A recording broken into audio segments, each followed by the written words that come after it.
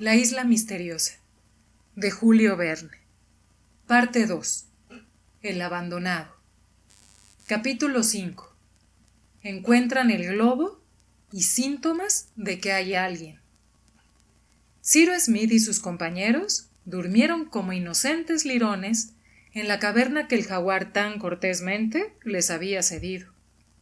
Al salir el sol, todos estaban en la orilla del mar, al límite del promontorio, y sus miradas se dirigieron de nuevo al horizonte, que era visible en las 2/3 partes de su circunferencia.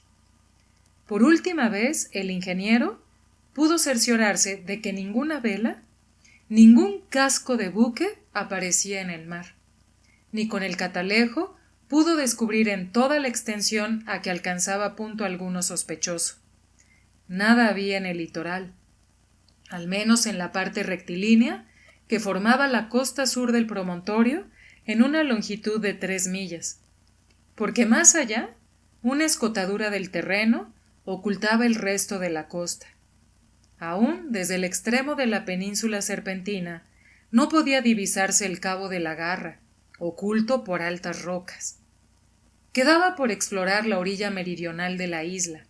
Ahora bien, debería emprenderse inmediatamente esta exploración, dedicando a ella aquel día 2 de noviembre. Esto no entraba en el proyecto primitivo. En efecto, cuando los colonos dejaron la piragua en las fuentes del río de la Merced, convinieron en que después de haber examinado la costa oeste, volverían por ella y regresarían por el río al Palacio de Granito. Ciro creía entonces que la costa occidental podría ofrecer refugio a un buque en peligro o una embarcación cualquiera.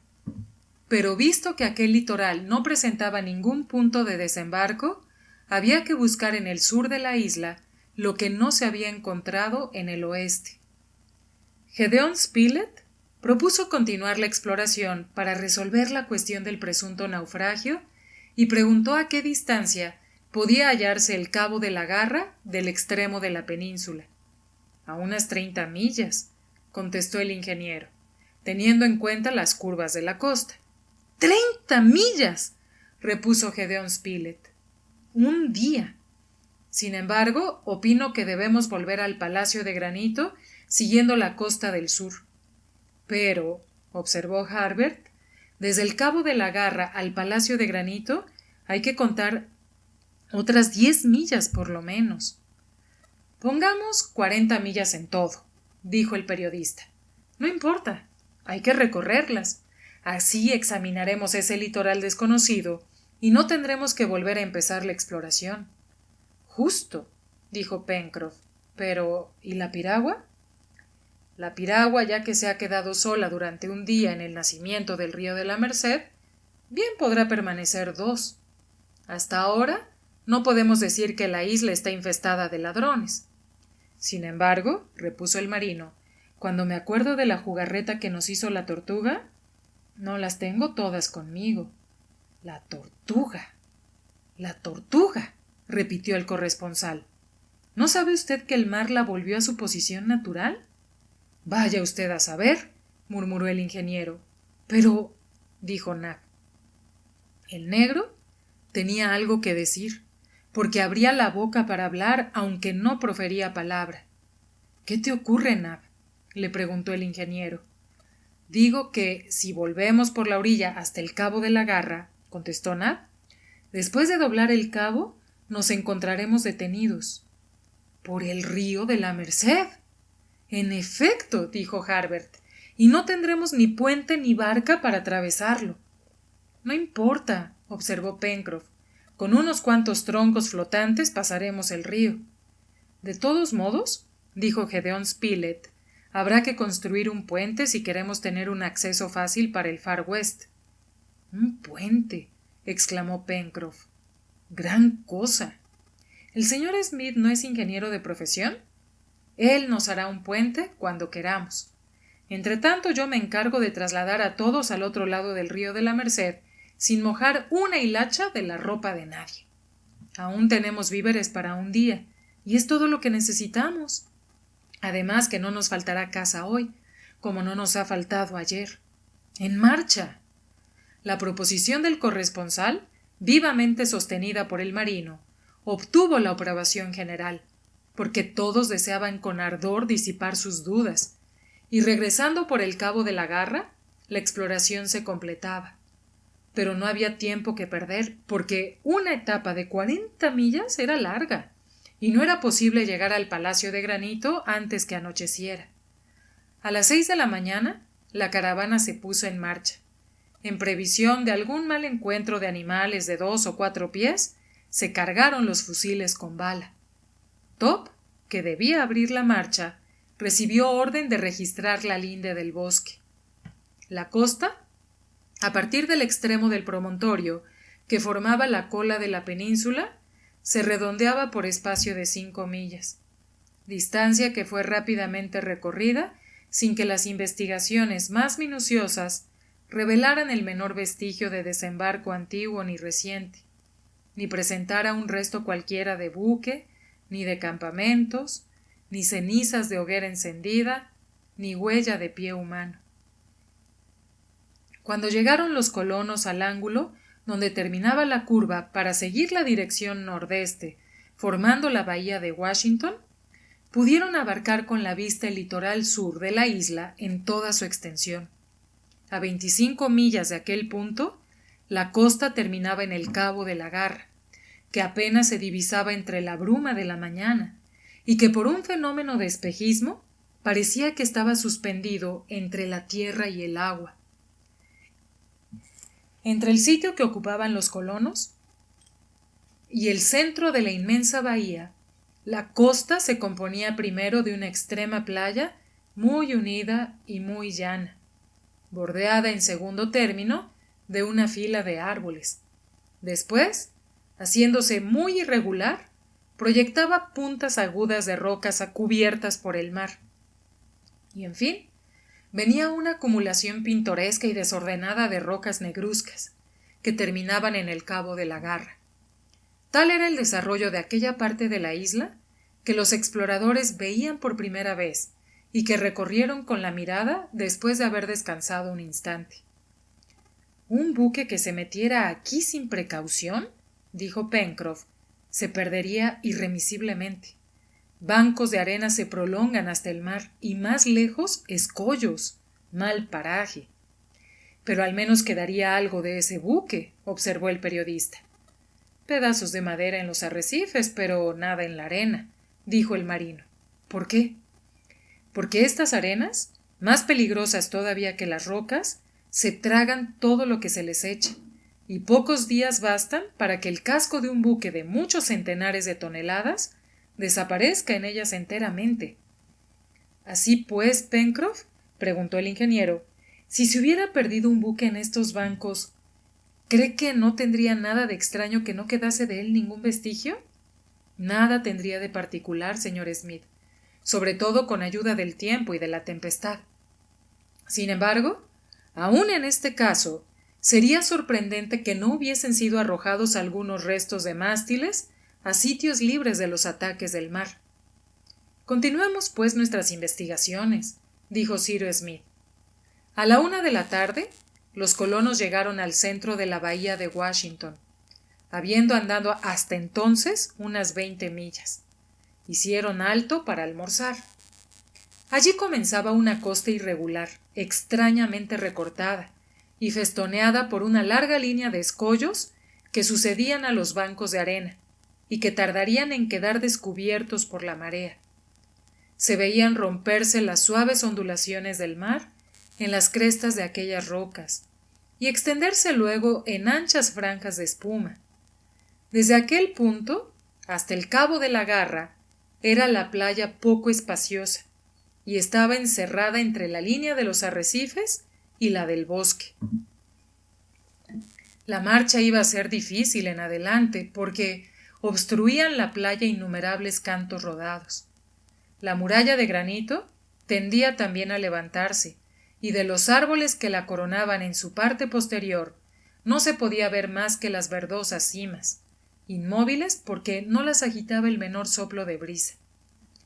Después de media hora de descanso, los colonos volvieron a ponerse en marcha, sin dejar su vista un punto por explorar, ni de los arrecifes ni de la playa.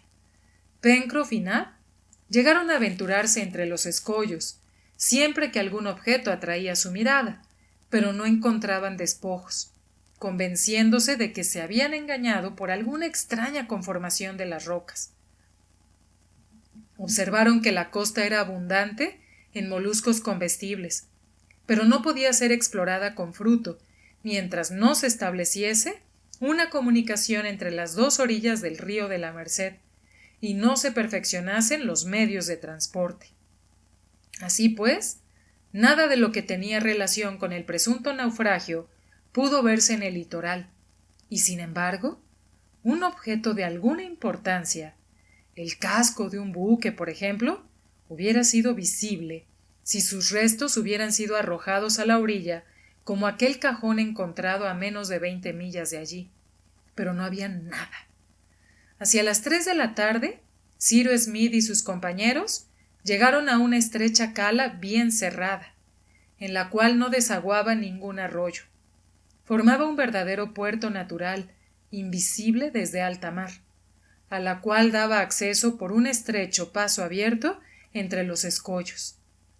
En el centro de aquella cala, alguna violenta convulsión había roto la línea de roca, y desde la rotura una pendiente suave comunicaba con la meseta superior, que podía estar situada a menos de 10 millas en línea recta de la meseta de la Gran Vista. Gédéon Spilett propuso a sus compañeros hacer alto en aquel paraje. Aceptaron porque la marcha les había abierto el apetito, y aunque no era hora de comer, nadie se negó a tomar un bocado de carne fiambre. Con aquel refrigerio podían aguardar a cenar hasta que llegasen al Palacio de Granito. Pocos minutos después, sentados a la sombra de un grupo de pinos marítimos, los colonos devoraban las provisiones que Nab había sacado de su morral.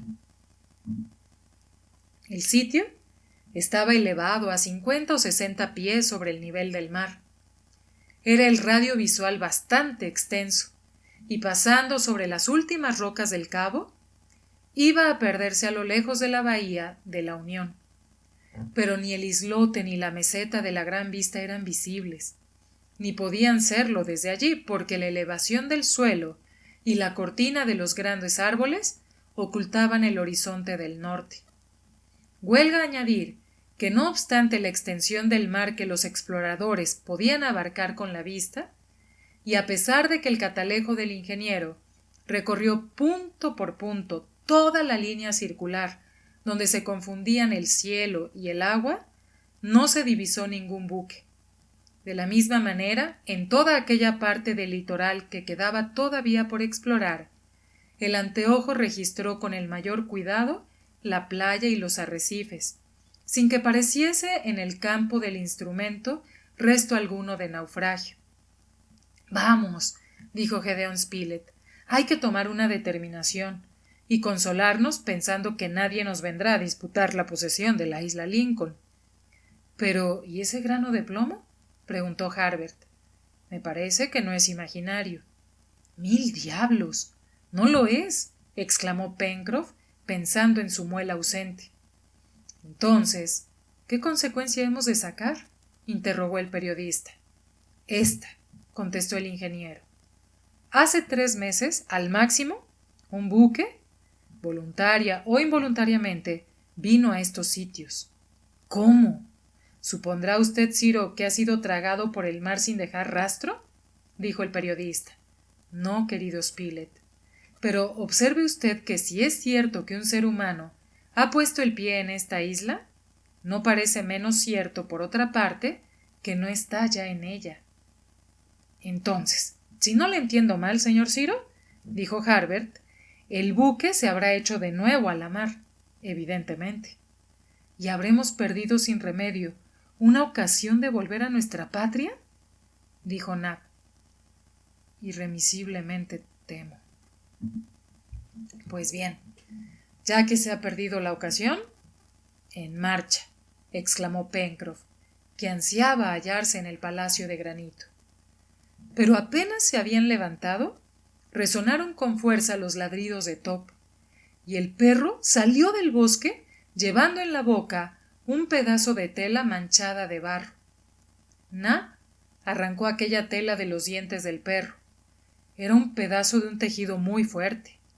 Top seguía ladrando, y con sus idas y venidas parecía invitar a su amo a que le siguiera al bosque. Algo hay allí que tal vez podría explicar mi grano de plomo, dijo Pencroff. ¿Algún náufrago? Exclamó Harbert. Herido, quizá, dijo Nab. O muerto, añadió el corresponsal. Todos se precipitaron detrás del perro, que los llevó entre los altos pinos que formaban la primera cortina del bosque. Cyrus Smith y sus compañeros habían preparado sus armas para todo evento. Adelantaron un gran trecho por el bosque, pero con disgusto notaron que no había la menor huella de pasos. Los arbustos y los bejucos estaban intactos, y hubo que abrirse camino con el hacha como en las espesuras más profundas del bosque.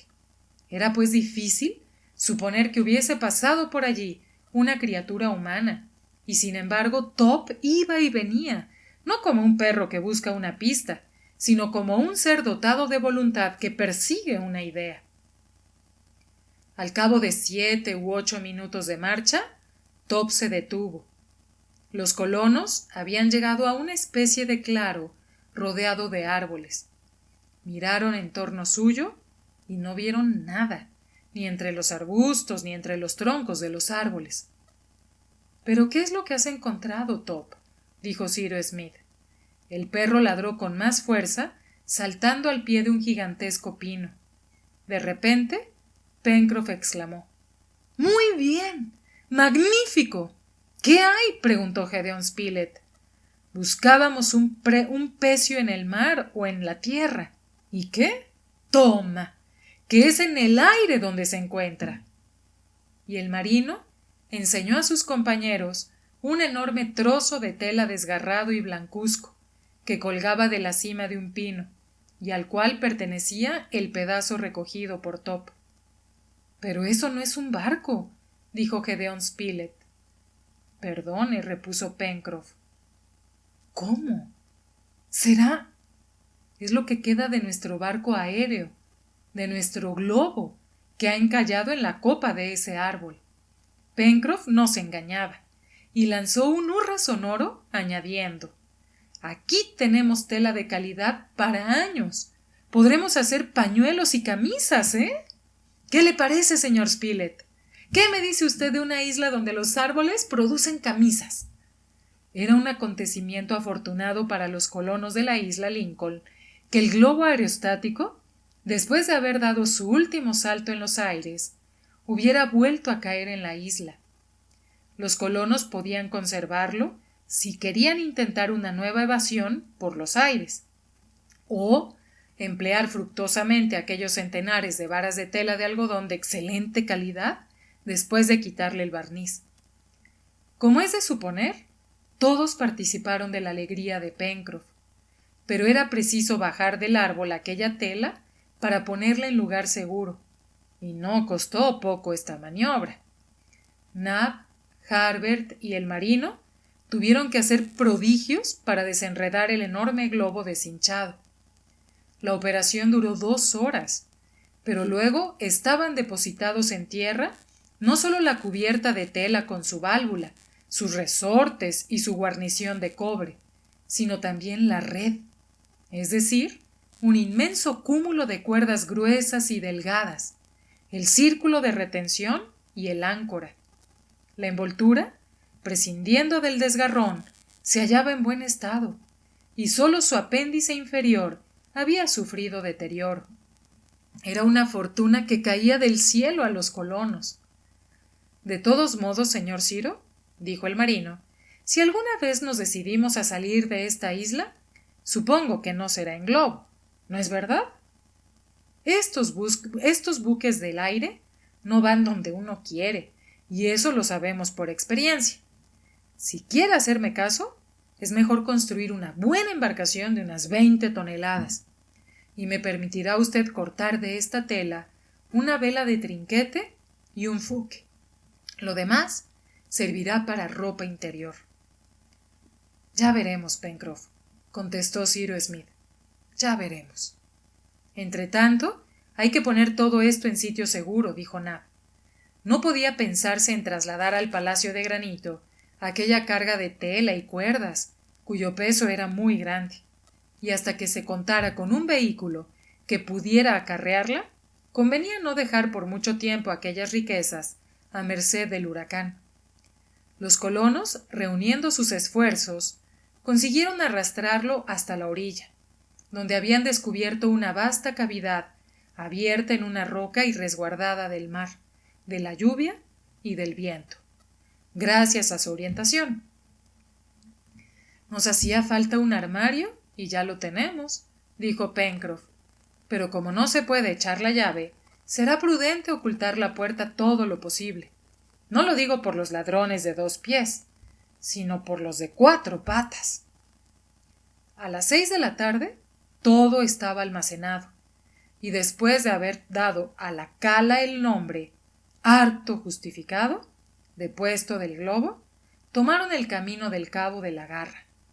Pencroff y el ingeniero hablaron de los diversos proyectos que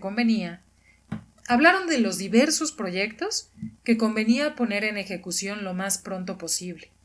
Era preciso, ante todo, echar un puente sobre el río de la Merced para establecer una comunicación fácil con el sur de la isla. Después volverían con el carrito a buscar el globo, porque la canoa no habría podido transportarlo. Hecho esto, se construiría una chalupa. Pencroff la aparejaría como balandra y con ella se emprenderían viajes de circunnavegación alrededor de la isla. Después, etc. Entretanto, cala la noche y el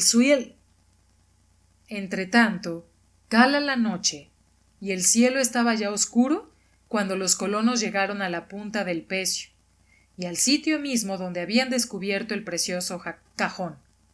Pero ni allí ni en ninguna parte había nada que indicase que hubiera habido naufragio de ninguna especie, y fue preciso atenerse a las conclusiones formuladas anteriormente por Cyrus Smith. Desde la punta del Pecio al Palacio de Granito había una distancia de 4 millas, que fueron pronto recorridas, pero eran ya más de las 12 de la noche cuando los colonos, después de haber seguido el litoral hasta la desembocadura del río de la Merced, llegaron al primer recodo formado por el río. El lecho tenía una anchura de 80 pies, que no era fácil atravesar, pero Pencroff se había encargado de vencer la dificultad y puso manos a la obra. Los colonos estaban extenuados, como puede suponerse. La etapa había sido larga, y el incidente del globo no había contribuido en manera alguna a descansar piernas y brazos. Deseaban hallarse cuanto antes en el Palacio de Granito para cenar y dormir, y si el puente hubiera estado construido, en un cuarto de hora se habrían hallado en su domicilio. La noche era muy oscura. Pencroff se preparó a cumplir su promesa, haciendo una especie de balsa que prometía facilitar el paso del río de la Merced. Nab y él, armados de hachas, eligieron 2 árboles cercanos al agua y comenzaron a atacarlos por su base. Cyrus Smith y Gédéon Spilett, sentados a la orilla del río, esperaban a que llegase el momento de ayudar a sus compañeros, mientras Harbert iba y venía sin apartarse demasiado de ellos. De improviso el joven, que se había adelantado río arriba, volvió corriendo y dijo: ¿Qué es aquello que baja a la deriva? Pencroff interrumpió su trabajo y vio un objeto que se movía confusamente en la sombra. «¡Una canoa!», exclamó. Todos se acercaron y vieron con extrema sorpresa una embarcación que bajaba siguiendo la corriente del agua. «¡Al de la canoa!», gritó el marino por un movimiento espontáneo, resto de costumbre profesional, sin pensar que tal vez habría sido preferible guardar silencio. Nadie contestó. La canoa seguía bajando, y al llegar a 10 pasos, el marino exclamó: ¡Si es nuestra piragua! Ha roto la amarra y ha seguido la corriente. Confesemos que no puede llegar en mejor ocasión. ¿Nuestra piragua?, murmuró el ingeniero. Pencroff tenía razón. Era la piragua, cuya amarra se había roto y volvía sola de las fuentes del río de la Merced. Era pues importante apoderarse de ella antes que fuese arrastrada por la rápida corriente del río más allá de su desembocadura.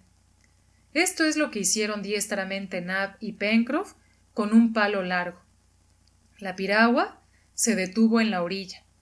El ingeniero saltó a ella, tomó la amarra y se cercioró con el tacto de que realmente se había desgarrado y roto por su frote con las rocas. Eso, dijo el corresponsal, eso sí que es verdaderamente puede llamarse una circunstancia. Extraña, añadió Cyrus Smith. Extraña o no, era circunstancia feliz. Harbert, Spilett, Nab y Pencroff se embarcaron. No dudaban de que la amarra se había desgarrado, pero lo más admirable del caso era que la piragua hubiese llegado precisamente en el momento en que los colonos se hallaban allí para detenerla, pues un cuarto de hora después habría ido a perderse en el mar. Si hubiera sido en época de los genios, el incidente habría dado derecho a pensar que la isla estaba habitada por un ser sobrenatural que ponía su poder al servicio de los náufragos. Unos cuantos golpes de remo llevaron a los colonos a la desembocadura del río de la Merced. Sacaron a la playa la canoa, acercándola a las chimeneas, y todos se dirigieron hacia la escalera del Palacio de Granito. Pero en aquel momento Top ladró, y Nab, que buscaba el primer tramo, dio un grito. La escalera había desaparecido. Capítulo 6. La jugada de los orangutanes. Cyrus Smith se había detenido sin decir una palabra. Sus compañeros buscaron en la oscuridad, por el suelo y por las paredes de granito, por si la escalera se había desprendido o el viento la había sacado de su lugar. Pero la escalera había desaparecido. Reconocer si una ráfaga de aire la había levantado hasta la cornisa era imposible en aquella profunda oscuridad. —¿Si es broma? —exclamó Pencroff—, me parece de muy mal género. Llegar uno a su casa y no encontrar escalera para subir a su cuarto no es cosa de risa para quien está cansado. Nab también se quejaba. —Sin embargo, no hace viento —observó Harbert—. Comienzo a convencerme de que pasan cosas singulares en la isla Lincoln —dijo Pencroff. —¿Singulares? —repitió Gédéon Spilett—. No, Pencroff, nada más natural. Alguien ha venido durante nuestra ausencia, ha tomado posesión de la casa y ha retirado la escalera. —¡Alguien! —exclamó el marino. —¿Quién? —El cazador del grano de plomo —contestó el corresponsal—. ¿De qué nos servirá si no pudiera explicar nuestra desdichada aventura? Pues bien —dijo Pencroff, soltando un temo, pues la impaciencia se había apoderado de él—, si hay alguien allí arriba, voy a hablarle, y será mejor que conteste. Y con voz de trueno, el marino lanzó un ¡ah! Prolongado que fue repetido con fuerza por el eco. Los colonos escucharon con atención y creyeron oír a la altura del Palacio de Granito una especie de risa mal contenida, cuyo origen no era posible conocer. Pero ninguna voz respondió al marino, el cual volvió a llamar tan vigorosa como inútilmente. Realmente lo que sucedía era más que suficiente para dejar estupefactos a los hombres más indiferentes del mundo, y los colonos no podían ser indiferentes en aquella ocasión. En la situación en que se hallaban, todo incidente era grave, y en verdad que desde que habían llegado a la isla hacía 7 meses, ninguno se había presentado con carácter tan sorprendente. De todos modos, olvidando su cansancio y dominados por la singularidad del suceso, permanecían al pie del palacio de granito, no sabiendo qué pensar ni qué hacer, interrogándose sin poderse responder satisfactoriamente, y formando hipótesis sobre hipótesis, a cuál más inadmisibles. Nab se quejaba de no poder volver a entrar en la cocina, sobre todo porque las provisiones del viaje estaban agotadas, y no había medio de renovarlas en aquel momento. Amigos, dijo Cyrus Smith, no tenemos más remedio que esperar el día y haremos lo que las circunstancias nos aconsejen. Y para esperar, vamos a las chimeneas, donde estaremos al abrigo de la intemperie, y si no podemos cenar, al menos podremos dormir. Pero, ¿quién es el sinvergüenza que nos ha jugado esa mala pasada?, preguntó otra vez Pencroff, que no podía resignarse con lo sucedido. Cualquiera que fuese el sinvergüenza, lo único que había que hacer, como había dicho el ingeniero, era refugiarse en las chimeneas y esperar el día. Sin embargo, se dio orden a Top de quedarse bajo las ventanas del palacio de granito, y cuando Top recibía una orden, la ejecutaba, sin hacer la menor observación. El excelente perro permaneció, pues, al pie del muro, mientras su amo y sus compañeros se refugiaban en las rocas. Decir que los colonos, a pesar de su cansancio, durmieron bien sobre la arena de las chimeneas, sería alterar la verdad. No solo sentían ansiedad por saber la importancia del nuevo incidente, ya fuese resultado de una casualidad cuyas causas naturales aparecerían al llegar al día, ya por el contrario, fuese obra de un ser humano, sino que también tenían una cama demasiado dura comparada con aquellas a que estaban acostumbrados. De todos modos, de una u otra suerte, su casa estaba ocupada en aquel momento y no podían entrar en ella. Ahora bien, el palacio de granito era más que su morada, era su depósito y su tesoro. Allí estaba todo el material de la colonia, armas, instrumentos útiles, municiones, reservas de víveres, etc. Y si todo esto era saqueado, los colonos tendrían que volver a sus trabajos de arreglo, de fabricación de armas y de instrumentos. Así, cediendo a la inquietud, unos y otros salían a cada instante para ver si Top hacía bien el centinela. Solo Cyrus Smith esperaba con su paciencia habitual, aunque su razón tenaz se exasperaba al verse frente a un hecho absolutamente inexplicable, y se indignaba pensando que en torno suyo, y tal vez sobre su cabeza, se ejercía una influencia a la cual no podía dar un nombre. Gedeón Spilett era de la misma opinión, y ambos conversaron muchas veces, aunque a media voz, acerca de las circunstancias incomprensibles que desafiaban su perspicacia y su experiencia. Había seguramente un misterio en aquella isla. ¿Cómo penetrarlo? Harbert tampoco sabía qué pensar, y hubiera interrogado de buena gana a Cyrus Smith. En cuanto a Nab, concluyó pensando que todo aquello no era de su incumbencia, sino de la de su amo, y si no hubiera temido ofender a sus compañeros, habría dormido aquella noche tan bien como si hubiese reposado sobre la cama del palacio de granito. El que estaba furioso era Pencroff, y con razón. Es una broma, decía, una broma que nos han jugado, pero a mí no me gustan bromas tan pesadas, y pobre del bromista, si cae en mis manos. Cuando aparecieron las primeras claridades del alba, los colonos, convenientemente armados, bajaron a la playa y se situaron en la línea de los arrecifes. El palacio de granito, expuesto directamente al sol levante, no debía tardar en estar alumbrado por las luces del alba, y en efecto, hacia las 5, las ventanas, cuyos postigos estaban cerrados, aparecieron a través de sus cortinas de follaje. Por aquella parte todo estaba en orden, pero un grito se escapó del pecho de los colonos cuando vieron abierta de par en par la puerta que habían dejado cerrada al marcharse. Alguien se había introducido en el palacio de granito. No había duda. La escalera superior, ordinariamente tendida sobre la cornisa de la puerta, estaba en su lugar, pero la escalera inferior había sido retirada y levantada hasta el umbral de la puerta.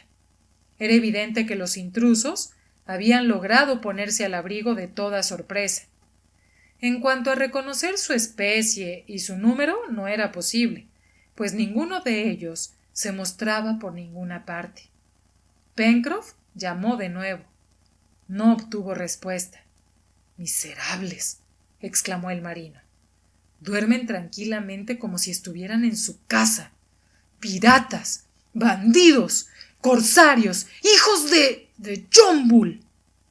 Cuando Pencroff, que era norteamericano, llamaba a alguno «hijo de John Bull», había llegado al límite del insulto. En aquel momento se iluminó el palacio de granito bajo los rayos del sol, pero en el interior como en el exterior todo estaba mudo y en calma. Los colonos se preguntaban si el palacio de granito estaba ocupado o no.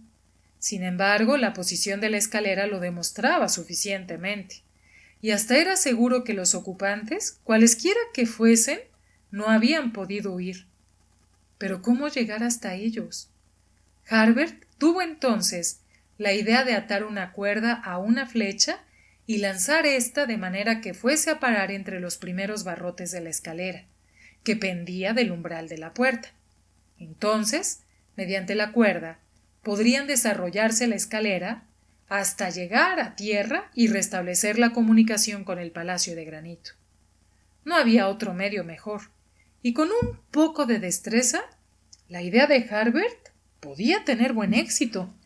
Por fortuna tenían arcos y flechas en un corredor de las chimeneas, donde se hallaba también algunas docenas de brazas de una cuerda ligera de hibisco. Pencroff desarrolló la cuerda y ató a un extremo una flecha bien emplumada. Después, Harbert, colocando la flecha en su arco, apuntó con cuidado a la extremidad colgante de la escalera. Cyrus Smith, Gedeón Spilett, Pencroff y Nab se habían retirado hacia atrás para observar mejor lo que pasaba en las ventanas del palacio de granito. El periodista se había echado la carabina a la cara y apuntaba a la puerta. Tendió el arco, silbó la flecha llevando consigo la cuerda, y fue a parar entre los dos últimos tramos de la escalera. La operación había tenido el resultado deseado. Inmediatamente Harbert se apoderó del otro extremo de la cuerda, pero en el momento en que daba el tirón para hacer caer la escalera, un brazo, pasando entre el muro y la puerta, la asió y la introdujo toda entera dentro del palacio de granito. «¡Triple mendigo!», exclamó el marino. «Si una bala pudiera ser tu felicidad, no esperarás mucho».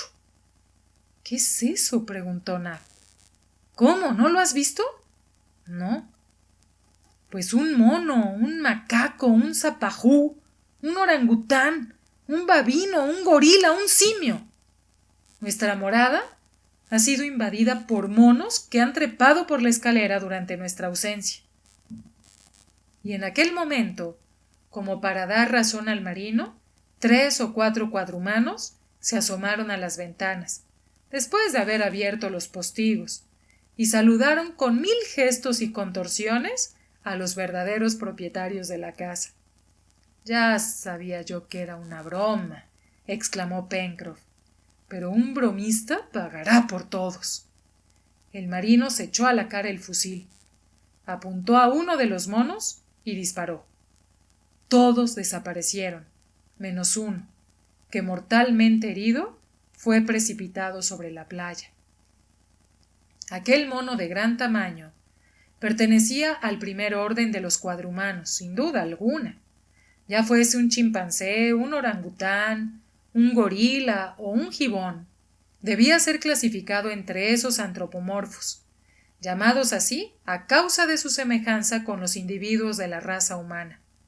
Por lo demás, Harbert, declaró que era un orangután, y el joven era un experto en zoología. —¡Magnífico animal! —exclamó Nab. —Todo lo magnífico que tú quieras —contestó Pencroff—, pero no veo cómo vamos a entrar en nuestra casa. —Harbert es buen tirador —dijo el corresponsal—, y tiene arco. —¡Que repita! —¡Bah! Esos monos son muy ladinos —exclamó Pencroff—. No volverán a asomarse a las ventanas y no podremos matarlos. Cuando pienso en los estragos que pueden hacer en la habitación, en el almacén... —Paciencia —respondió Cyrus Smith—. Esos animales no pueden tenernos largo tiempo en jaque. —No diré yo tanto hasta que los vea en tierra —replicó el marino—.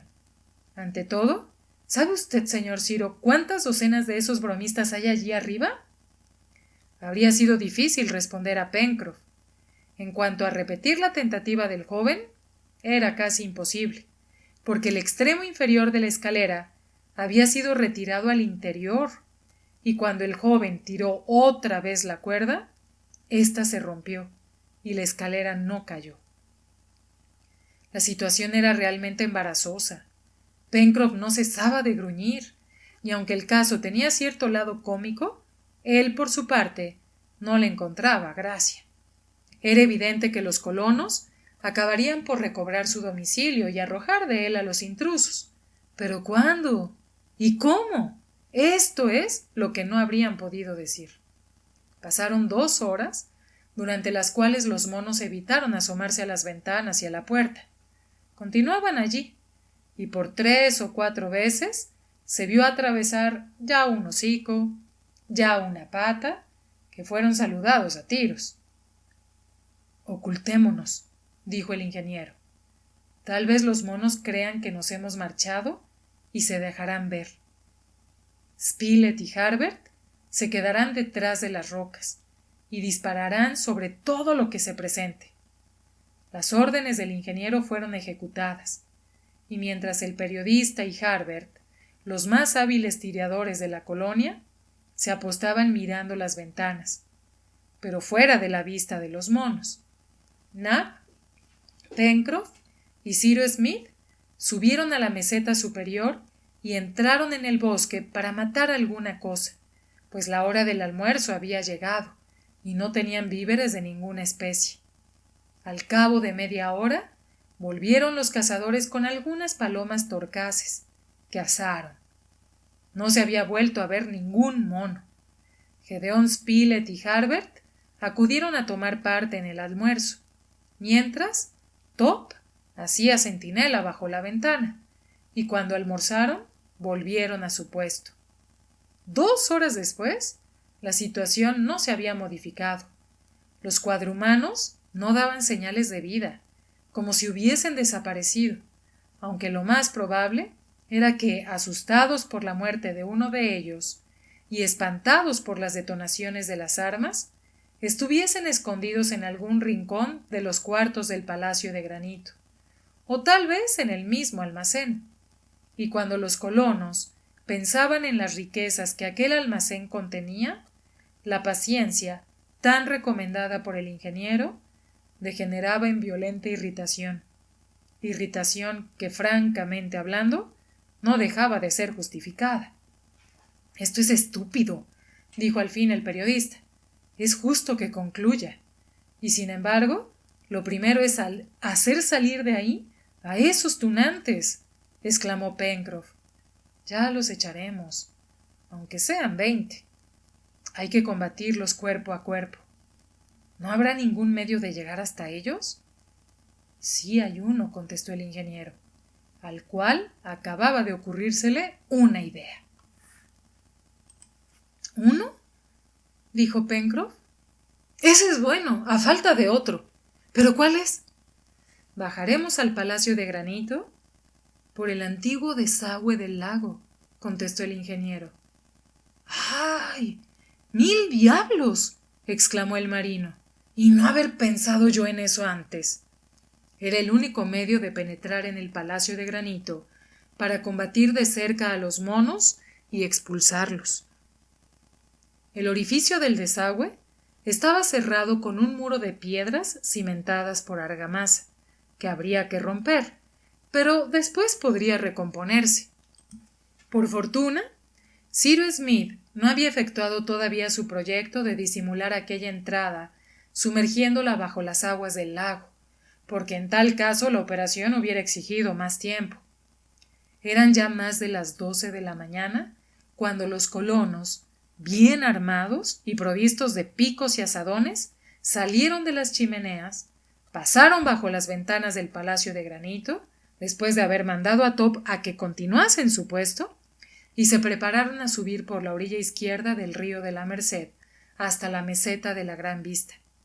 No habían andado 50 pasos en esta dirección cuando oyeron los ladridos furiosos del perro. Eran un llamamiento desesperado. Se detuvieron. —¡Corramos! —dijo Pencroff. Todos bajaron velozmente a la playa. Al llegar al ángulo de la muralla, vieron que la situación había cambiado. En efecto, los monos, sobrecogidos de un repentino pánico, excitados por alguna causa desconocida, trataban de huir. 2 o 3 corrían y saltaban de una ventana a otra con la agilidad de clowns. No trataban ni de echar la escalera, por la cual les hubiese sido fácil bajar, porque en su espanto, sin duda, habían olvidado aquel medio de salir de la casa. En breve, 5 o 6 estuvieron en posición de servir de blanco a los fusiles, y los colonos apuntaron y dispararon. Unos, heridos o muertos, cayeron en el interior de la casa, lanzando agudos gritos. Otros, precipitados al exterior, se estrellaron en su caída, y pocos instantes después podía suponerse que no había un cuadrumano vivo en el Palacio de Granito. ¡Hurra! —exclamó Pencroff. —¡Hurra! ¡Hurra! No tantos hurras —dijo Gedeón Spilett. —¿Por qué? —Todos han muerto —contestó el marino. —Es verdad, pero eso no nos da los medios de entrar en nuestra casa. —Vamos al desagüe —propuso Pencroff. —Es lo más acertado —dijo el ingeniero. Sin embargo, hubiera sido preferible. En aquel momento, y como respondiendo a la observación que iba a hacer Cyrus Smith, se vio resbalar la escalera sobre el umbral de la puerta, después desenrollarse y extenderse hasta el suelo. ¡Ay! ¡1000 pipas! ¡Esa sí que es buena! —exclamó el marino mirando a Cyrus Smith. —Sí que lo es —murmuró el ingeniero, y se lanzó el primero a la escalera. —Cuidado, señor Ciro —dijo Pencroff—, puede haber todavía algún macaco. —Allí lo veremos —respondió el ingeniero sin detenerse. Todos sus compañeros lo siguieron, y en un minuto llegaron al umbral de la puerta del Palacio de Granito. Registraron todo, pero nada había en los cuartos ni en el almacén, el cual había sido respetado por la tropa de cuadrumanos. Pero ¿y la escalera? —exclamó el marino. ¿Quién es el cumplido caballero que nos la ha echado? En aquel momento se oyó un grito, y un mono, que se había refugiado en el corredor, se precipitó en la sala perseguido por Nab. —¡Ah, bandido! —exclamó Pencroff, y con el hacha en la mano iba a abrir la cabeza del animal, cuando Ciro le detuvo diciendo: —Perdónele, Pencroff. —¿Que perdone a este tunante? —Sí, porque él es quien nos ha arrojado a la escalera. El ingeniero dijo esto con una voz tan singular que hubiera sido difícil saber si hablaba seriamente o no. Sin embargo, se echaron sobre el mono, que después de haberse defendido violentamente, fue derribado en tierra y atado. —¡Uf! —exclamó Pencroff. ¿Qué haremos ahora con este bicho? —Un criado —respondió Harbert, y hablando así, el joven no se chanceaba, porque sabía el partido que se puede sacar de esta raza inteligente de cuadrumanos. Los colonos se acercaron al mono y lo contemplaron atentamente. Pertenecía a esa especie de antropomorfos cuyo ángulo facial no es muy inferior al de los australianos y los botentotes. Era un orangután, y como tal no tenía ni la ferocidad del babino, ni la irreflexión del macaco, ni la suciedad del simio, ni los arrebatos del magoto, ni los malos instintos del cinocéfalo. Esta familia de antropomorfos es la que presenta esos rasgos tantas veces citados y que indican en sus individuos una inteligencia casi humana. Empleados en las casas pueden servir la mesa, barrer los cuartos, limpiar los vestidos, sacar brillo a las botas, manejar diestramente el cuchillo y el tenedor, y hasta beber vino, todo tan bien como el mejor criado de 2 pies. Sabido es que Bufón tenía uno de esos monos que le sirvió durante mucho tiempo como criado fiel y activo. El que estaba atado en la sala del Palacio de Granito era un monazo de 6 pies de estatura, cuerpo proporcionado, ancho pecho, cabeza de tamaño mediano, ángulo facial de 65 grados, cráneo redondeado, nariz saliente, piel cubierta de pelo suave y lustroso, y en fin, un tipo completo de los antropomorfos. Sus ojos, un poco más pequeños que los del hombre, brillaban con inteligente vivacidad. Sus dientes blancos resplandecían bajo su bigote, y llevaba una pequeña barba rizada, de color avellana. —¡Guapo mozo! —dijo Pencroff. —Si supiéramos su lengua, le podríamos hablar. —¿De veras, amo? —¿Vamos a tomarlo por criado? —preguntó el negro. —Sí, Nab —contestó sonriendo el ingeniero—, pero no seas celoso. —Yo espero que será un excelente servidor —añadió Harbert—. Parece joven. Su educación será fácil, y no nos veremos obligados para someterlo a emplear la fuerza ni arrancarle los caninos, como se hace en tales circunstancias. Lo aceptará, porque seremos buenos con él. —Lo seremos —añadió Pencroff, que había olvidado toda su cólera contra los bromistas. Después, acercándose al orangután, le dijo: —Y bien, muchacho, ¿cómo va? El orangután respondió con un gruñido que no demostraba demasiado mal humor. —¿Quieres formar parte de la colonia? —preguntó el marino. —¿Quieres entrar al servicio del señor Smith? Nuevo gruñido aprobador del mono. —¿Y te contentarás con la comida por todo salario? Tercer gruñido afirmativo. —Su conversación es un poco monótona —observó Gedeón Spilett. —Bueno —replicó Pencroff—, los mejores criados son los que hablan menos. Y además, este no exige salario. ¿Entiendes, muchacho?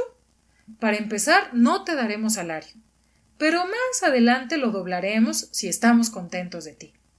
Así la colonia se acrecentó con un nuevo individuo, que debía prestarle más de un servicio. En cuanto al nombre que había de darse a aquel mono, el marino quiso que en memoria de otro que él había tenido, fuese llamado Júpiter, y Jup por abreviación.